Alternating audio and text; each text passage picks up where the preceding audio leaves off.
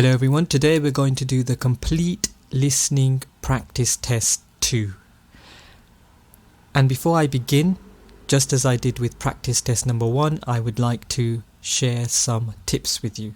So here are 3 tips for your IELTS listening exam. Number 1, focus on keywords. Listen for specific keywords or phrases in the recording, as they often indicate important information. Number 2, practice different accents. The IELTS listening test includes a variety of accents. Familiarize yourself with different English accents to improve your comprehension. So I think so far you've heard an Australian and British accent, but you might have to listen to another accent, for example a Scottish accent or an Irish accent. Number 3, don't lose concentration. If you miss an answer, don't dwell on it. Stay focused on the recording to catch the next answers. So here we go, practice test number 2. If you haven't got a pen and piece of paper, please grab a pen and piece of paper, and good luck. Practice test 2. You will hear a number of different recordings, and you will have to answer questions on what you hear. There will be time for you to read the instructions and questions, and you will have a chance to check your work. All the recordings will be played once only. The test is in 4 sections. Write all your answers in the listening question booklet. At the end of the test, you will be given 10 minutes to transfer your answers to an answer sheet. Now turn to section 1 of your question booklet. Section 1. In this section, you will hear 2 overseas students, Kate and Lukey, being interviewed by a university counsellor. First look at questions 1 to 5.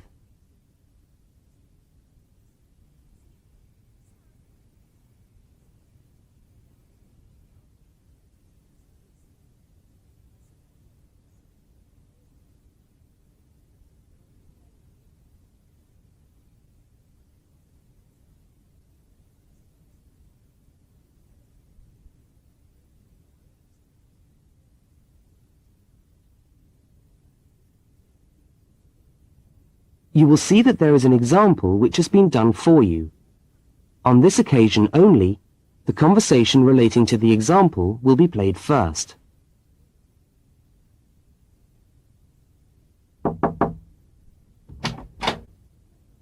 Hi there, Kate. Come on in. How are you today? Fine, thanks. Hi, Lukey. How's things? Okay. Well, as I explained on the phone, I'm a counsellor here at the Student Services section of the university. And I'm interviewing overseas students to help me draw up a guide for new students. So I'd be grateful if you could tell me a little about your time since you've been here in Cambridge. Right. Good idea. Now, Kate, let's start with you. Okay, this is your 2nd semester, isn't it? Could you tell us something about your first impressions of the town when you arrived? Yeah. Well, first of all, I was struck by how quiet it is here in the evening. Kate's first impression of the town is that it is quiet in the evening, so quiet is the answer. Now we shall begin.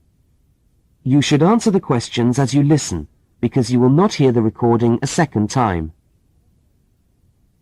Now listen to the first interview with Kate and complete the notes by filling in the numbered spaces 1 to 5.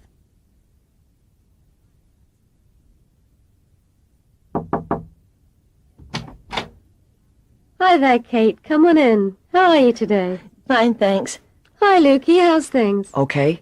Well, as I explained on the phone, I'm a counsellor here at the Student Services section of the university. And I'm interviewing overseas students to help me draw up a guide for new students. So I'd be grateful if you could tell me a little about your time since you've been here in Cambridge. Right. Good idea. Now, Kate, let's start with you. Okay, this is your 2nd semester, isn't it? Could you tell us something about your first impressions of the town when you arrived? Yeah. Well, first of all, I was struck by how quiet it is here in the evening. Yeah, I suppose Cambridge is a quiet place. Where did you live when you first arrived? Well, I went straight into student accommodation. It was a kind of student hostel. Ah, right. So, you didn't have to worry about doing your own cooking or anything like that? No, but sometimes I wished I had. The food at the hostel was awful. Oh, dear. But how were the other students? To be honest, I haven't managed to make many friends, even though the place is full.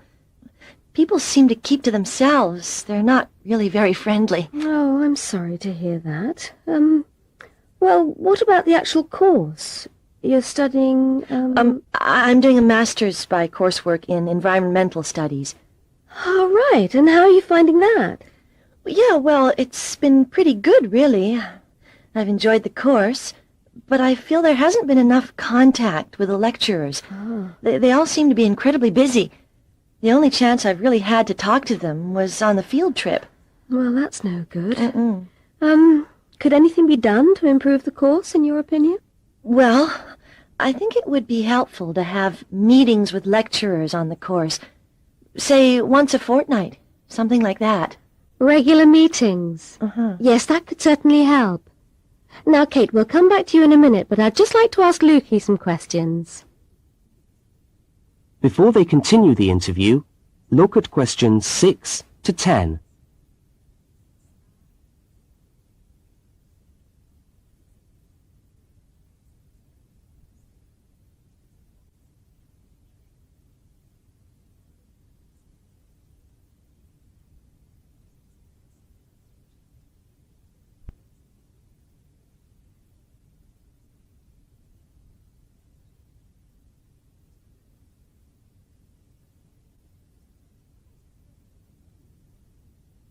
As you listen to the rest of the interview, complete the notes.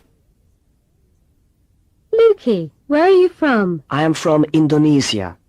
And how did you find Cambridge when you first arrived? Well, I like it here. I think the city is very beautiful. What about your accommodation? Was that okay? Yes, okay. At first, I stayed with a family for 3 months. They were very kind to me, but they had 3 young children and I found it difficult to study. Right, I see. So after 3 months, I moved out, and now I live with 2 other students in a student house. It's much cheaper and we like it there. Good. And, what about your studies? What are you studying? I'm doing a Bachelor of Computing. Computing, I see. Apart from the language difficulties, if you can separate them, how have you found the course? Okay, but... Yes, go on. Well, the main difficulty for me is getting time on the computers in the computer room. It's always busy and this makes it very hard to do my practical work. Yes, I'm sure it would. Can you reserve time in the computer room? No, you can't. But it would certainly help if we could reserve computer time. Yes, I'll look into that and see if something can't be done to improve things over there. Now, let's go back to Kate. That is the end of section 1. You now have half a minute to check your answers.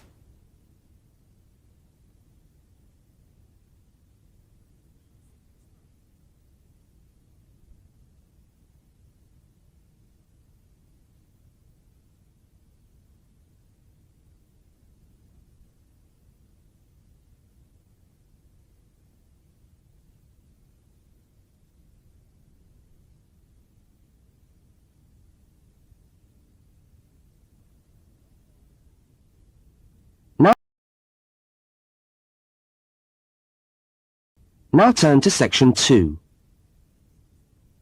Section 2. You are going to hear a radio talk about buying a bicycle. First, you have some time to look at questions 11 to 20.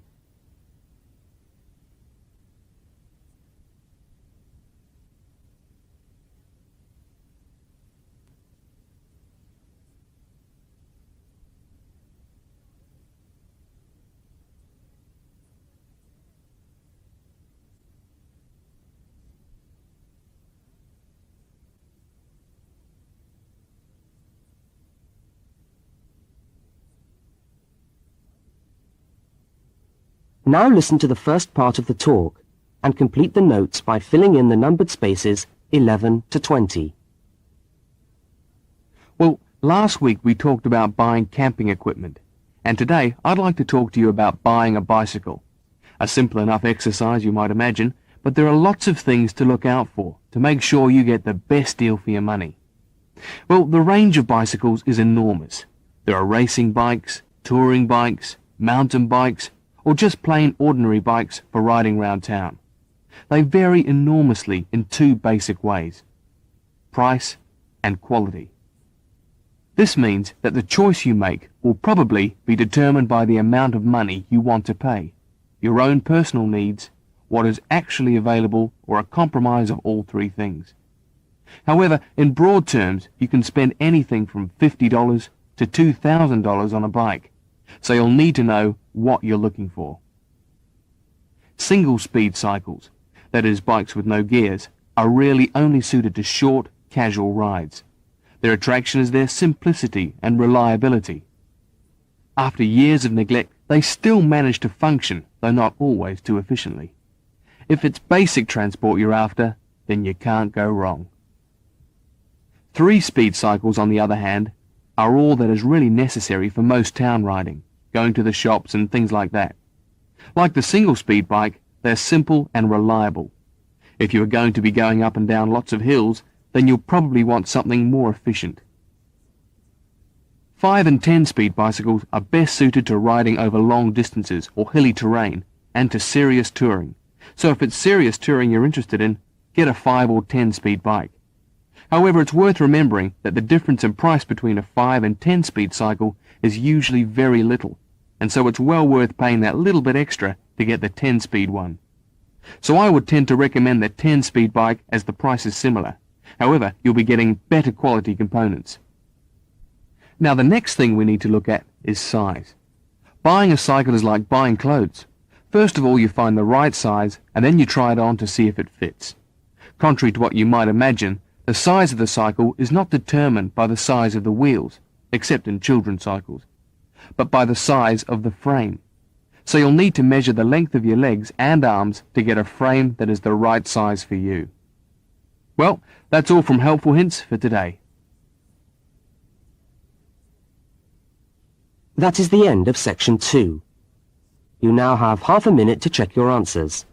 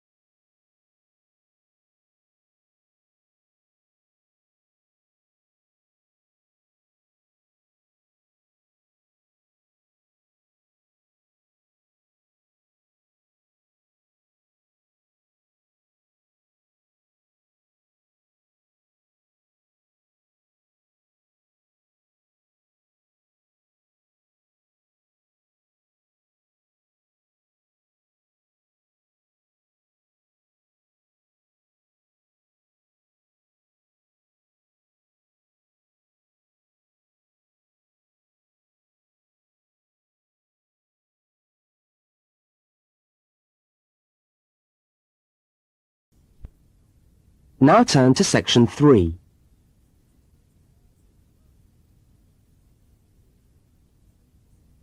Section 3. In this section, you will hear a conversation between two students, Fiona and Martin, talking about a tutorial topic. First, look at questions 21 to 24.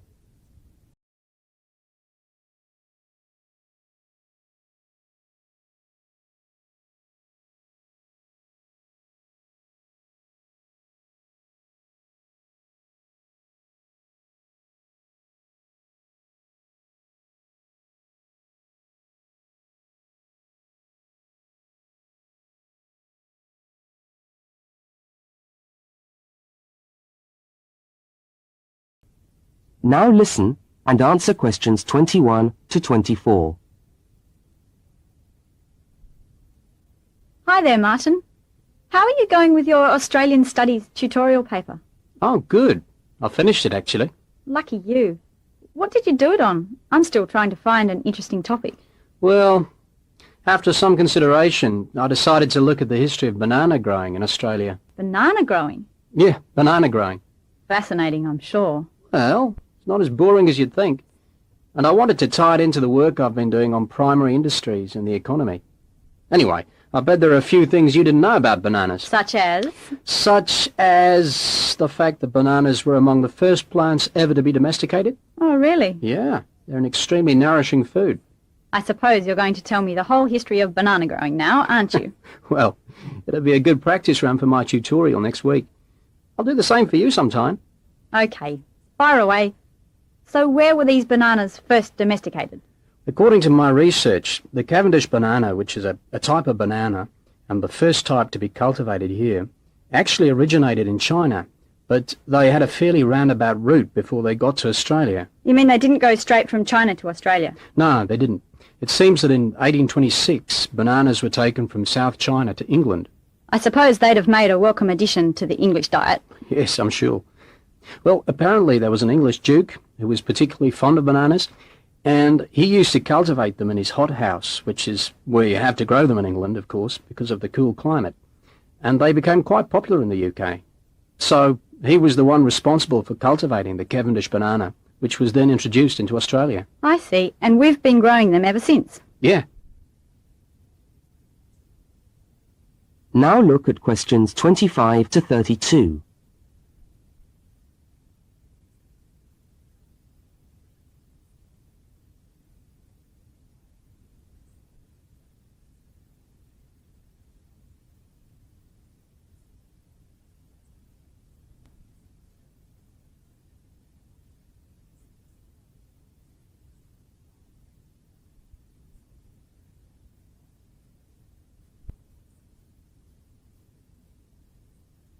As the conversation continues, complete Martin's notes. Are they hard to grow? Well, yes and no. To grow them in your garden, no, not really. But to grow them commercially, you need to know what you're doing. You see, you only get one bunch of bananas per tree, and it can take up to 3 years for a tree to bear fruit if you don't do anything special to it. But this period is greatly reduced with modern growing methods, particularly in plantations where you have perfect tropical conditions. Right. So what are you looking at? 1 year? 2 years? No, around 15 months in good conditions for a tree to produce a bunch of bananas. And once you've got your bunch, you cut the bunch and the plant down. So how do the trees reproduce then? Well, bananas are normally grown from suckers, which spring up around the parent plant, usually just above the plant. They tend to like to grow uphill, or at least that's the common wisdom. So that's why banana plantations are usually on hillsides, is it? Yeah, they grow best like that. That's interesting. If you plant them in rich soil and give them plenty of water at the beginning of summer, then they should be well advanced by the beginning of winter, when growth virtually stops. But in a country like England, they're hard to grow. Although you can grow them in a hothouse. But in Australia, it's not difficult. No, though even here, the growers put plastic bags around the bunches to protect them and keep them warm. If you go up to the banana growing districts, you'll see all these banana trees with plastic bags on them. But how do they stop the bananas going bad before they reach the shops? Well, the banana bunches are picked well before the fruit's ripe. Once you cut the bunch, the bananas stop growing, but they do continue to ripen. The interesting thing is that once one banana ripens, it gives off a gas which then helps all the others to ripen. So they pretty much all ripen within a few hours of each other. Amazing. So do we export lots of bananas overseas to Europe and Asia, for instance? Well, oddly enough, no. I believe New Zealand takes a small proportion of the crop, but otherwise they're mostly grown for the domestic market, which is surprising when you think about it, because we grow an enormous number of bananas each year. Yes, well, thank you for all that information. I'm sure the tutorial paper will go really well. You certainly seem to have done your research on the subject. Let's hope so. That is the end of section 3. You now have half a minute to check your answers.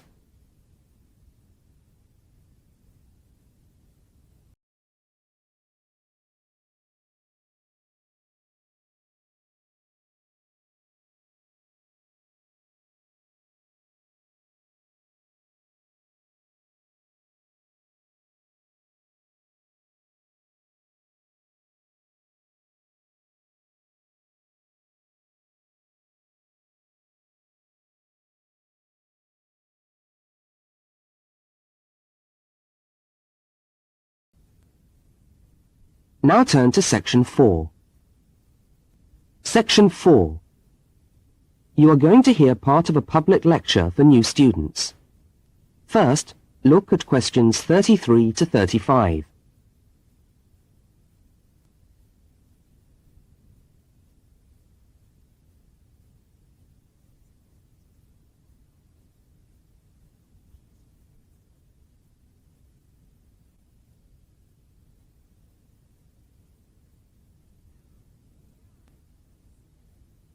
Now listen and answer questions 33 to 35.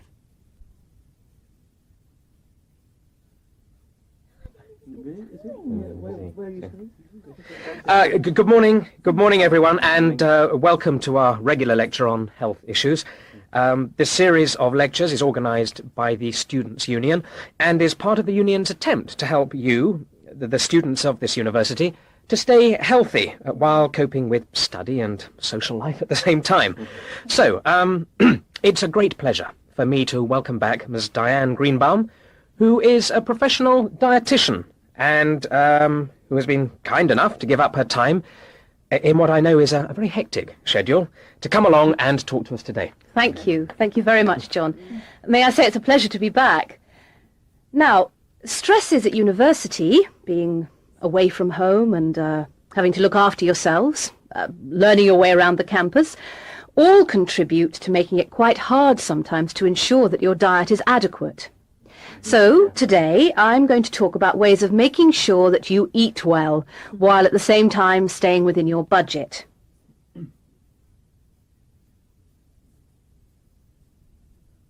Now look at questions 36 to 41.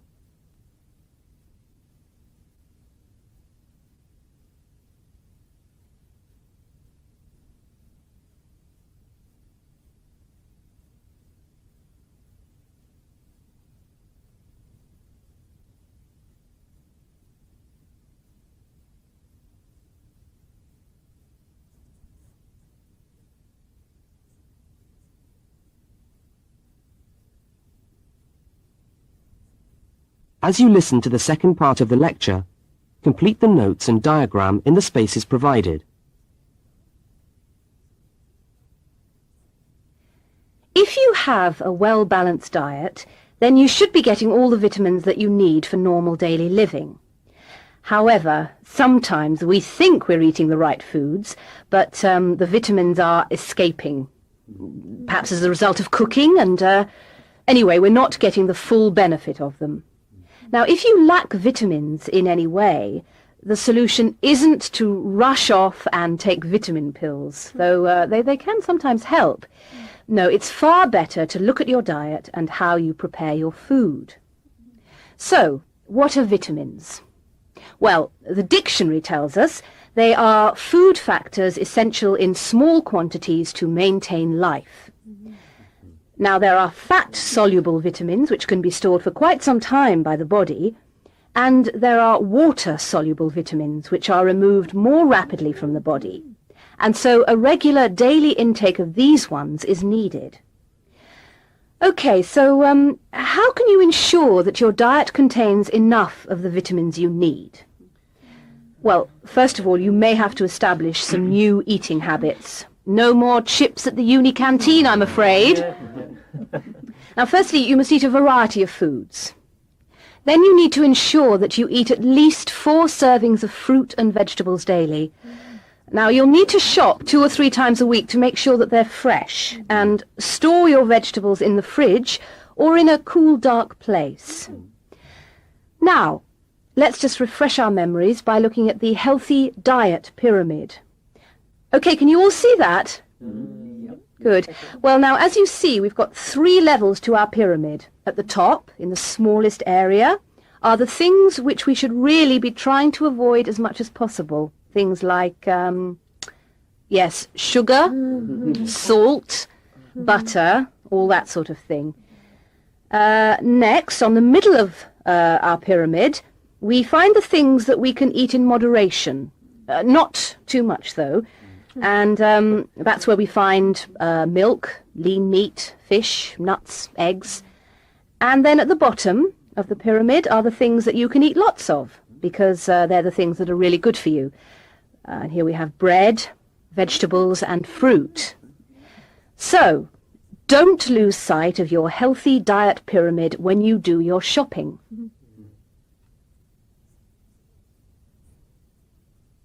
That is the end of section 4. You now have half a minute to check your answers.